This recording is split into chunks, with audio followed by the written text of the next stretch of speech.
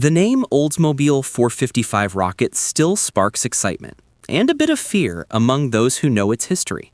This wasn't just another engine born from Detroit's muscle car era.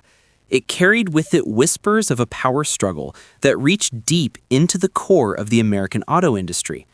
Much of its true story has been buried, reshaped by corporate hands that wanted to downplay just how dangerous and disruptive this mechanical giant really was. With massive torque figures and brutal, ground-shaking output, the 455 rocket stood as something the establishment couldn't fully control.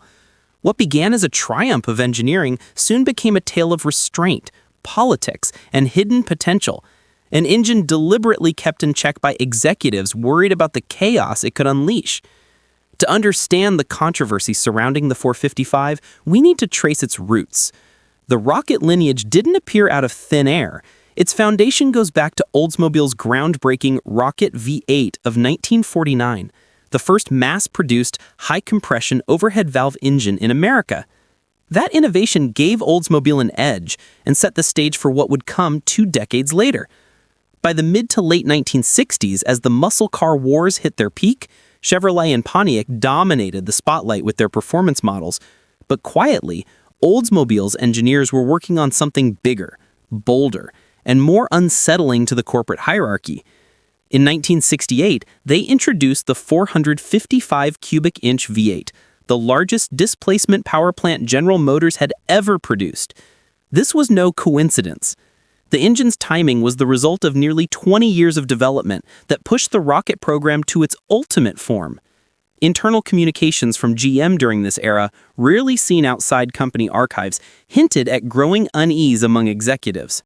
While Oldsmobile had been marketed as GM's mature and refined division, the 455 told a very different story. One of raw, unrestrained muscle, cleverly hidden in an upscale package. In many ways, the 455 rocket wasn't simply a car engine. It was a quiet declaration of dominance, a challenge to both competitors and GM's own carefully managed performance hierarchy. And for that reason, corporate leaders felt the need to control its narrative. On paper, the engine looked impressive but not outrageous. 370 horsepower and around 500 pound-feet of torque in its strongest form. But enthusiasts and insiders knew the truth ran deeper. The 455's forged steel crankshaft, reinforced main caps, and high compression ratios made it capable of far more than GM officially admitted. Independent dyno tests from the era often recorded figures closer to 410 horsepower in stock condition. The quadrajet carburetor could move an incredible volume of air, and the cylinder head design, though heavy and cast iron, was so efficient that it became a quiet reference point in engineering circles for decades afterward. The discrepancy between advertised and real-world numbers was no accident. It was part of a deliberate strategy to downplay the engine's capabilities in order to avoid problems with insurance companies, regulators, and even GM's own internal politics. By late 1969, behind closed doors, GM executives reportedly met with representatives from the insurance industry to discuss liability concerns tied to increasingly powerful engines. Shortly after, official horsepower ratings for several models, including the 455 rocket, suspiciously dropped even though the engines themselves hadn't changed. Former Oldsmobile engineers later admitted they were instructed to adjust the numbers for public consumption, while leaving the mechanical reality untouched. Documents and dyno sheets that surfaced years later confirmed this, showing consistent outputs well above the published ratings. The mystery only deepened with special packages like the 1970 W30. That version came with subtle but important changes, like revised camshaft profiles that boosted performance further, yet sales teams were told to emphasize comfort and luxury instead of raw power. Whether this was just about insurance premiums or a deeper corporate fear of unleashing an uncontrollable monster, the truth is clear. The Oldsmobile 455 rocket was far more than what GM wanted the world to believe. The real test of any engine is what happens on the track, and this is where the Oldsmobile 455 rocket's reputation was cemented. No matter how much GM tried to keep its true abilities hidden behind corporate ratings and carefully worded brochures, racers quickly uncovered what they were dealing with. This wasn't just another big block V8, it was a monster that consistently outperformed its advertised specifications, leaving competitors frustrated and officials bewildered. At the 1970 NHRA Nationals, Oldsmobile-powered cars stunned the crowd by running times far beyond what their official horsepower numbers suggested. After repeated losses, rival teams demanded inspections, convinced Oldsmobile must be hiding modifications. Yet when the engines were torn down, what they found were stock internals. No secret aftermarket upgrades, just raw factory engineering performing beyond expectation. One of the loudest voices in this debate was Joe Mondello, a legendary engine builder and tuner known as Dr. Oldsmobile. He often remarked that the 455 was one of the rare engines that made more power than it was rated for, right out of the crate. His Oldsmobile-powered dragsters routinely defeated supposedly higher-rated engines from rival brands. Beyond raw horsepower, the 455 proved its worth through durability. While many big blocks of the era suffered catastrophic failures under extreme loads, the rocket earned a reputation for being almost indestructible.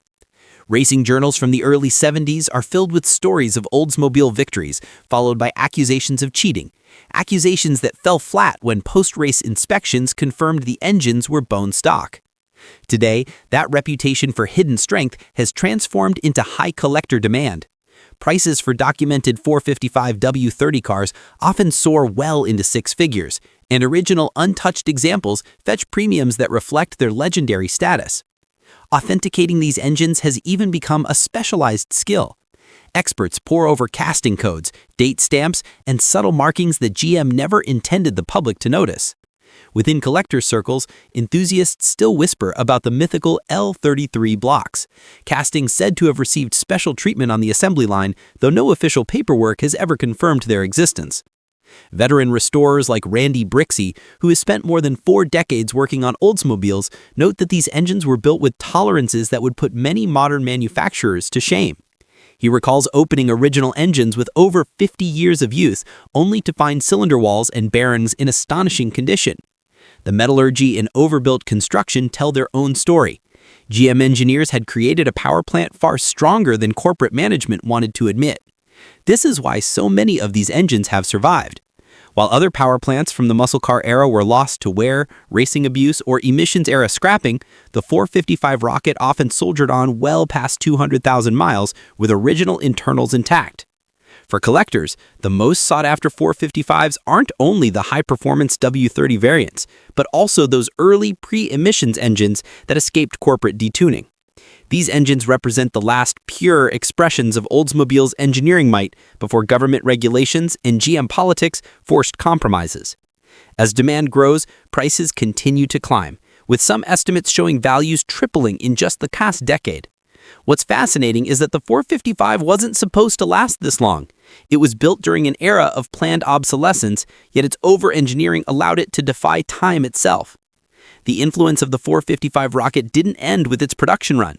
Modern engineers still study it, often behind closed doors. Insiders from Detroit's current automakers quietly admit that the rocket remains a reference point for durability standards. One engineer even confessed that a disassembled 455 sits in his lab as a reminder of what true strength looks like. Whenever durability benchmarks come up, someone inevitably points to the Oldsmobile block and asks the question, why can't we build them like this anymore? The truth is uncomfortable. Despite shaping the muscle car era and influencing V8 design for decades, the 455 rocket is rarely mentioned in official GM histories or corporate heritage pieces. Its legacy lives in whispers, private forums, and among enthusiasts who recognize its DNA in modern engines. Long-stroke layouts, once criticized by automotive journalists as outdated, are now standard for torque-rich V8s.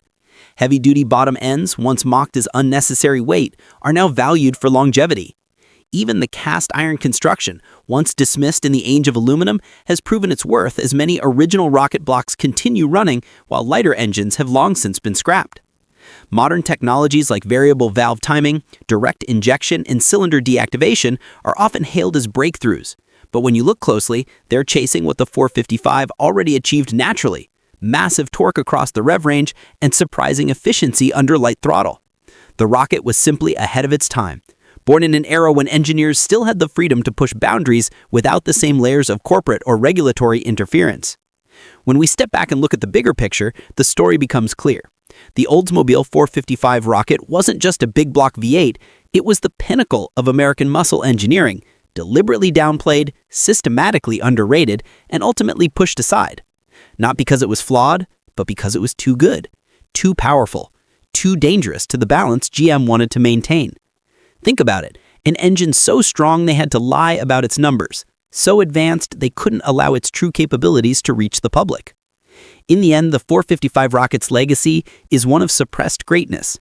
Though production ended decades ago, its spirit lives on in every torque-focused engine built since. The rocket wasn't just ahead of its time, it was the standard that future generations would keep trying to replicate. And that is why it remains one of the most important and mysterious engines in American automotive history.